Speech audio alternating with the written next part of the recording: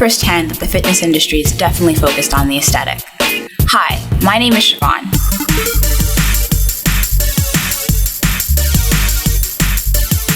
You may have seen me on stage as a fitness competitor or even as a fitness model, but you may not have known that my goals for even to start training were also based on how I looked. But I quickly learned that fitness is more than just how you look, it's definitely about how you feel.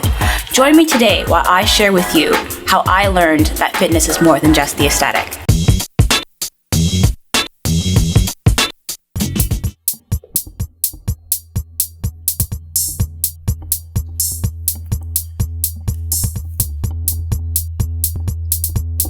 As personal trainers, it definitely makes sense to have a common set of methodologies, but it's very important that you understand that there's no one-size-fits-all method for training your clients.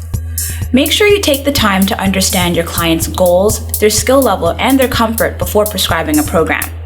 Now clients, you definitely have a part in this relationship as well. Make sure that you understand the background of your personal trainer. Not all trainers are created equal. Take the time to understand their background, check out some of their testimonials, speak to their former clients, and make sure that you're working with the right professional to help you. Just remember that a personal training relationship is a partnership, both on the side of the trainer and the client, so work together to make sure that you can meet your goals.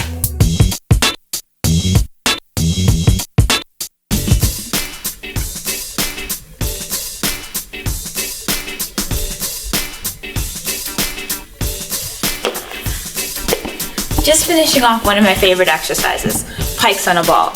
Great exercise that works my entire core. It's a great way to see some of the definition in my abs. As a fitness competitor, I know firsthand how important that is. I like fitness models, they look pretty, but if they turn into a trainer, they have to be a good coach too. They have to be good mentally, not only physically, but to push their students, right? As a fitness competitor, I know firsthand that there is a heavy focus on the aesthetics, and knowing whether or not a competitor is actually healthy usually isn't the first priority. However, anytime I speak to anyone who is an aspiring competitor or when I compete myself, I always emphasize the fact that I treat a competition as a mental and physical test against myself and myself only. One of the reasons that I was inspired to compete was a way to overcome some past insecurities and build self-confidence in myself. So my platform and what I'm passionate about is really advocating competing in a healthy and holistic way and getting people to realize that health is more than just the aesthetic. It's not all about the abs. You really have to look past that and look at how you feel. Knowing that health is a way that is, improving your overall mind and body connection. The exercise that we're going to do today is the dumbbell push-up row. The reason why I love this exercise is that it's a great exercise for your upper body as well as your core. So you can be working your shoulders, your chest, your back, and your abs at the same time. So some key things to remember as you do this exercise. So this is a pretty advanced move. So if you haven't mastered the push-up yet, this is probably something you're not really ready for, but we'll walk through some of the other key points.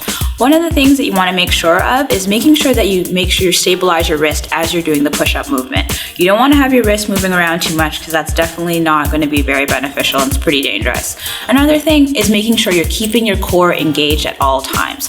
You definitely don't want to be arching your back. This is an exercise that you're going to be activating your core, so making sure you're keeping belly button to spine the entire time, that will be definitely one of the key points for making this exercise successful.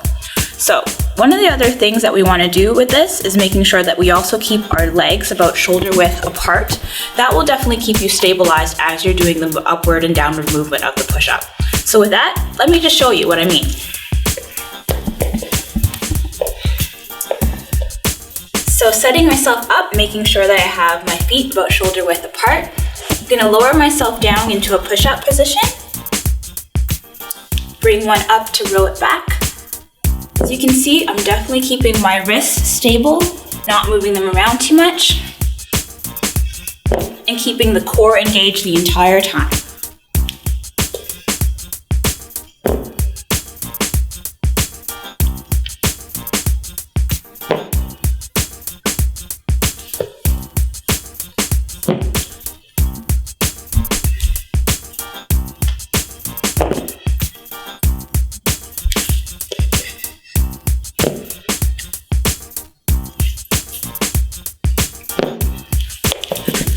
See, that was easy.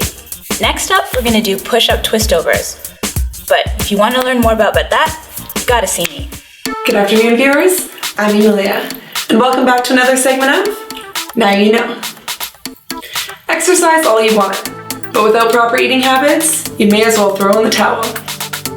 22-year-old Gina asks, as a trainer, I know that we're expected to be informed about diet and lifestyle to a certain degree.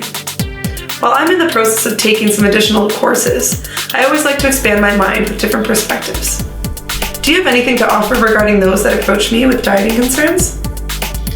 Well, Gina, let's speak to our fitness correspondent, Chivon, and see what she knows. Chivon? One of the first things you need to do is be very clear on your client's why. Make it a priority to understand what is the driving force that is motivating them for their specific goals. In terms of making eating changes, I think that people tend to have difficulty when they are forced to make drastic adjustments very quickly with very little variety.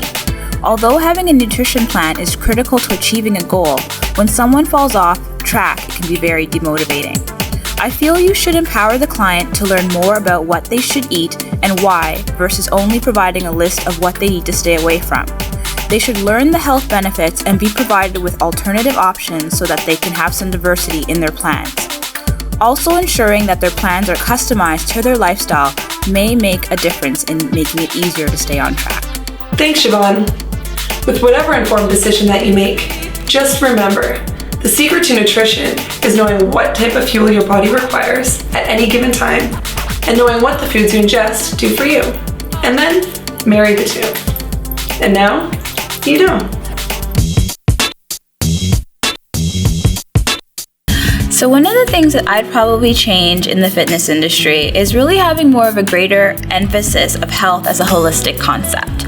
We can definitely look no further than TV or magazines to see that there already is a very heavy focus on the aesthetics, really focusing on the training, losing weight, making your body look ripped or shredded, but there really isn't a lot of focus on, the health of the individual, so the healthy self.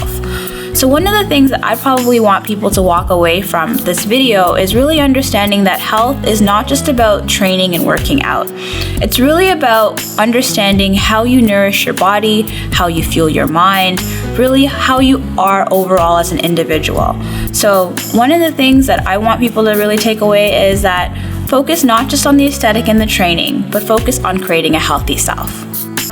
So I hope today that you're able to learn a little bit more about why I'm so passionate about health and why I see it more than just an aesthetic concept, but a holistic concept.